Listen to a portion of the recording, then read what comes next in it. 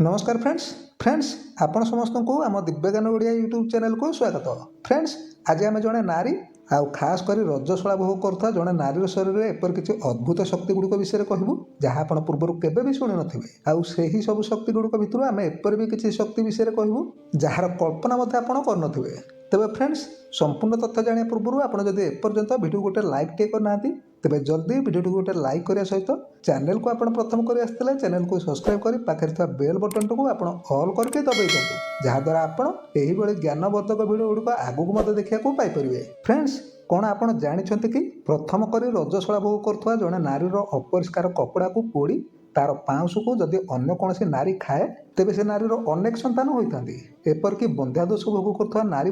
संतान प्रसव योग्य हो जाए किंतु तार विपरीत जो नारीर कपड़ा को पोड़ा जाइथिबो से नारी ता जीवन में केबे भी संतान संभव हो न थाए अर्थात से नारी ता जीवन में केबे भी संतान दे न थाए। फ्रेंड्स मिर्गी अर्थात आर बात रोग पीड़ित था जड़े व्यक्ति को जितेबाला बात मारुथो जदि से समय कौन रजस्वला नारी से व्यक्ति को छुई दिए तेबे तार बात मारिया संपूर्ण रूप से भल हो जदिबा एथिरे रोग संपूर्ण भाव में भल हो न थाए किंतु सेही क्षण में तार बात मारियाटा संपूर्ण भल हो से रोगी सेही क्षण निजको सुस्थ अनुभव करिवो। फ्रेंड्स एथर आमे आपण मानकु एक आश्चर्य कला भली तथ्य दउछु जहाको आपण सुनिया परे हुए तो आपण एहाको विश्वास मध्य करि न पारंती। कौन सी नारी जदि पुष्या नक्षत्र दिन गोटे पुत्र संतान जन्म दिए आउ से नारीर शरीर बाहर थिबा फूल को जदि एकांतरे सुखाई तार किछि अंश को बत्तीरे पुराई ताकू दीप परि जला जाए तेबे अदृश्य भाव में से घरे अनेक मनुष्य देखा जाती। एपरिक रातिरे जदि कौन चोर से घर को चोरी करने आसे तेबे सेही मनुष्य मानकु देखि से चोर भय चली जाए आउ यह शास्त्र अनुसार 100% सत